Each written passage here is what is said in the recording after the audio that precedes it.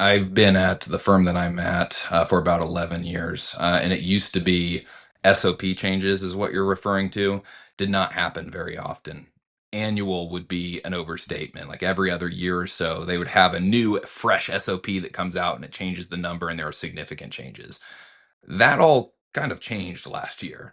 Like you mentioned, there was a big overhaul of rule changes, which happens when administrations change as well.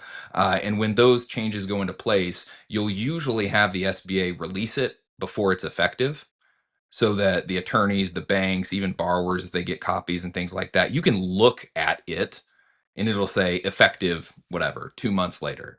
Then, when that goes into effect, that's when the banks have to start abiding by that specific SOP based on when the deal is approved. So, we did see quite a bit of changes last year. Citizenship was a big one. Complex multi step changes of ownership, partial changes of ownership are now allowed. That didn't used to be a thing years ago.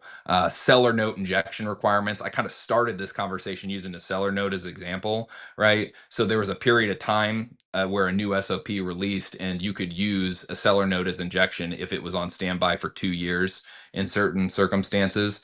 It then reverted back to what it is now, which is full standby for the life of the loan, which is what it was a year or so ago. So when those changes come about, there's usually a lot of chatter about it. And I know I keep going back to social media, and that's probably really, really lame. But you brought it up, right? X, Twitter, LinkedIn, and things like that.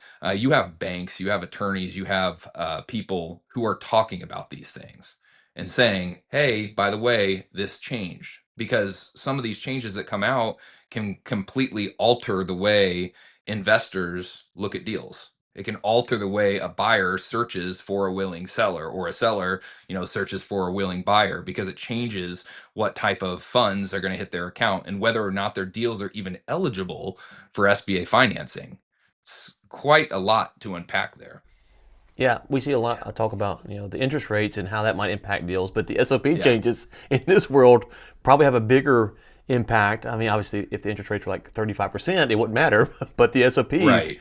can have a bigger impact. So, not being a lawyer, this might be a dumb question. I don't know.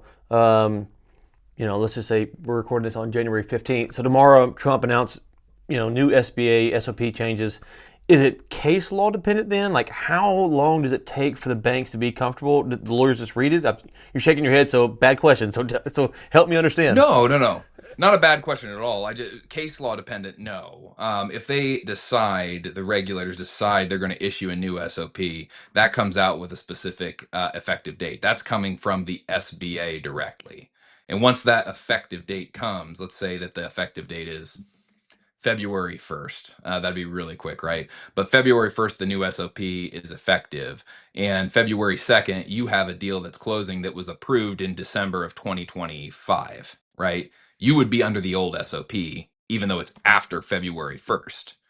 But then if you had a deal that was closing March 15th that was approved on February 2nd, February 1st effective SOP would be in place. So there was a period of time, almost like a straddle period, when partial ownership changes, everything kind of changed, where you could actually be closing transactions that under the newest SOP couldn't be closed so long as it was under the old SOP, right? And then once everything is getting approved after that point, it's under the most recent.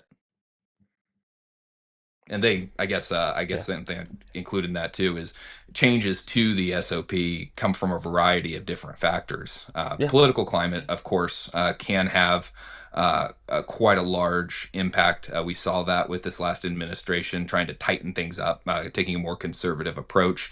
That's pretty common, but it doesn't necessarily stem from just subjective thoughts. It yeah. usually will stem from, hey, we just looked at history of default rates, or we've looked at history of performance in loans and we figured out that this makes sense or this doesn't make sense, and we've made those changes for this reason. But there's not case law necessarily, or Okay. a rhyme or reason outside of those pieces. So I go to market under the current SOP. Um, at which stage of the process am I for sure? Because it's not like Michael Scott in The Office. I declare bankruptcy. Like, so, at what part of the process do you actually have to get under the current SOP? I don't know if there's talk of changes now, but assuming there's no talk of changes, but at what, like, how far along do you have to be ensured that today's Yeah. SOP applies to your deal? So it's going to be when your lender pulls approval.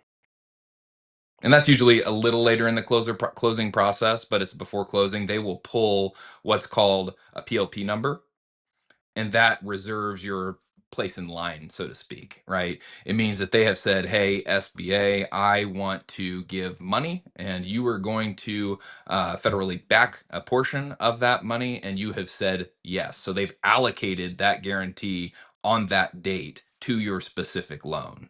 That's the number that, if we were pulling up loan documents on the screen, right, and you had a promissory note, the promissory note will say approval date. That's the date that they're going to go with. Okay, so make sure I'm following then. I'm going to sell my company. We get to that stage on January 16th, and Trump announces on the Monday that February 1st, there are wide sweeping changes. I'm locked in for the current SOP. If those changes would disqualify my deal, like I'm secure then. Is that correct? If you had the approval, yeah. And Yeah. that's why Okay. a lot of times we'll see it would be good to do another one of these, like if this was coming up, right? Mm-hmm. Because when you get an SOP that comes out and there's a date that it's effective, and there are some deals that will no longer be eligible, there is a mad dash or scramble for buyers, sellers, and the banks to pull PLP is what it's called, because all those that pull the PLP during that time period are under that SOP. If that date goes by and you pull after that period, you're under the new SOP, which could mean new rules. But I do think that it's worth noting in this conversation that we're kind of talking about SOP changes as if it happens often. And it was a lot more prevalent last year than it's been in the past.